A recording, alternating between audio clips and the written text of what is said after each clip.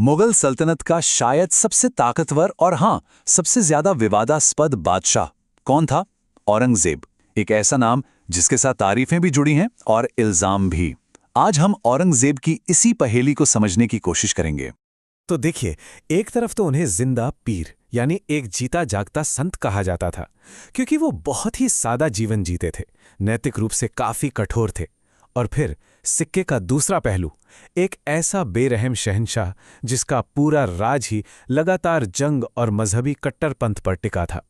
तो सवाल उठता है, असली औरंगजेब था कौन? एक संत या एक जालिम शासक? चलिए इसी गुत्थी को सुलझाते हैं। तो औरंगजेब की कहानी शुरू होती है एक खूनी जंग से। अपने ही भाइयों को हराकर जब वो तख्त पर बैठा तो उसका इरादा बिल्कुल साफ था।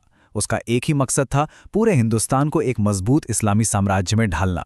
और उन्होंने ये बात छुपाई भी नहीं। उनका कहना था कि मेरा लक्ष्य है इस दारुल हर्ब को, मतलब जंग की जमीन को, दारुल इस्लाम यानी इस्लाम की जमीन बनाना। और सच पूछिए तो यही एक लाइन उनके पूरे शासन की कहानी कह देती है। अब इस मकसद को पूरा करने के लिए उन्होंने एक के बाद एक कई बड़े फैसले लिए। जैसे 1679 में गैर मुसलमानों पर जजिया टैक्स जो अकबर ने हटा दिया था उसे फिर से लगा दिया। शाही दरबार में संगीत, नाचना गाना, पेंटिंग सब बंद। यहां तक कि जो रस्में अकबर के जमाने से चली आ रही थीं, जैसे झरोखा दर्शन या तुलादान, वो भी खत्म कर दी गईं। अरे, सिक्कों पर से कलमा तक हटवा दिया गया। लेकिन यहीं पर एक बड़ा मजेदार और अजीब सा विरोधाभास देखने को मिलता है। जो बादशाह अपने दरबार में संगीत पर पाबंदी लगा रहा था, वो खुद एक बेहतरीन वीणा वादक था। है ना कमाल की बात? ये दिखाता है कि औरंगजेब का किरदार कितना पेचीदा था। अब जाहिर सी बात है, जब नीतियां इतनी सख्त होंगी तो बगावत तो होगी ही, और हुई भी।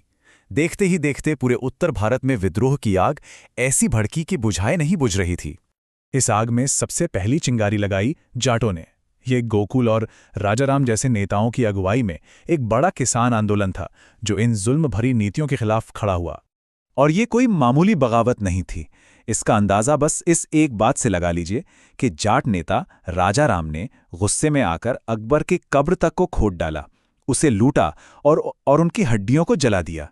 सोचिए, ये उस वक्त इस्लामी आस्था पर कितना बड़ा और सीधा हमला था। ये लड़ाई सिर्फ जमीन या सियासत की नहीं थी, अब ये मजहब तक पहुंच चुकी थी। हुआ ये कि सिखों के 9वें गुरु तेग बहादुर को दिल्ली बुलाया गया। उनसे कहा गया कि वो इस्लाम अपना ले। उन्होंने साफ इनकार कर दिया, और इसका नतीजा 1675 में दिल्ली में सबके सामने उनकी हत्या कर दी गई। इस एक घटना ने मुगलों और सिखों के बीच एक कभी ना खत्म होने वाली दुश्मनी की दीवार खड़ी कर दी। और बगावत की ये आग सिर्फ बाहर ही नहीं, बल्कि महल के अंदर तक पहुंच गई थी। सोचिए, औरंगजेब का खुद का बेटा शहजादा अकबर, वो भी अपने बाप के खिलाफ उठ खड़ा हुआ। उसे लगने लगा था कि उसके पिता की नीतियां मुगल सल्तनत को तबाह कर देंगी। अब जरा इस नंबर पे गौर कीजिए, 33%। क्या लगता है ये क्या हो सकता है? ये औरंगजेब की फौज में हिंदू मनसबदारों, मतलब हिंदू कमांडरों की संख्या थी। और सबसे चौंकाने वाली बात यह है कि ये तादाद किसी भी दूसरे मुगल बादशाह के दौर से सबसे ज्यादा थी। अब बताइए, ये एक और बड़ा विरोधाभास है। जो कहानी हम सुनते हैं कि वो पूरी तरह से हिंदू विरोधी था, ये आंकड़ा तो उस कहानी पर एक बड़ा सवाल खड़ा कर देता है ना? चलिए अब कहानी को थोड़ा आगे बढ़ाते हैं और औरंगजेब के राज के दूसरे और आखिरी हिस्से पर चलते हैं।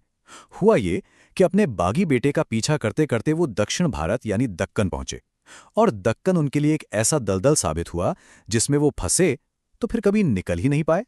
साल था 1682 जब वो दक्कन पहुंचे, और उसके बाद कभी भी उत्तर भारत वापस नहीं आ सके। हाँ, उन्होंने बीजापुर और गोलकुंडा की सल्तनतें जीत ली, मराठा राजा संभाजी को भी पकड़कर मार दिया, लेकिन मराठों की लड़ाई खत्म नहीं हुई। वो एक अंतहीन जंग में उलझ गए। पूरे 25 साल, सोचिए 25 साल वो दक्कन में ही लड़ते रहे, और आखिरकार 1707 में उसी दक्कन की मिट्टी में उनकी मौत हो गई। और इसीलिए इतिहासकार कहते हैं कि दक्कन औरंगजेब का कब्रिस्तान बन गया। ये सिर्फ उनकी मौत की जगह नहीं थी, ये मुगल साम्राज्य के खजाने और ताकत का भी कब्रिस्तान था। इस कभी ना खत्म होने वाली जंग ने सल्तनत को अंदर से खोखला कर दिया था। तो सवाल यह है कि जब 1707 में औरंगजेब की मौत हुई तो वो अपने पीछे कैसी सल्तनत छोड़कर गया? उनकी विरासत भी बिल्कुल उनकी शख्सियत की तरह एक ही सिक्के के दो पहलू जैसी थी। एक तरफ ये एक कामयाबी थी, मुगल साम्राज्य का नक्शा इतना बड़ा कभी नहीं था, जितना औरंगजेब के वक्त में, अफगानिस्तान से लेकर कावेरी नदी तक। लेकिन इस कामयाबी की कीमत क्या थी?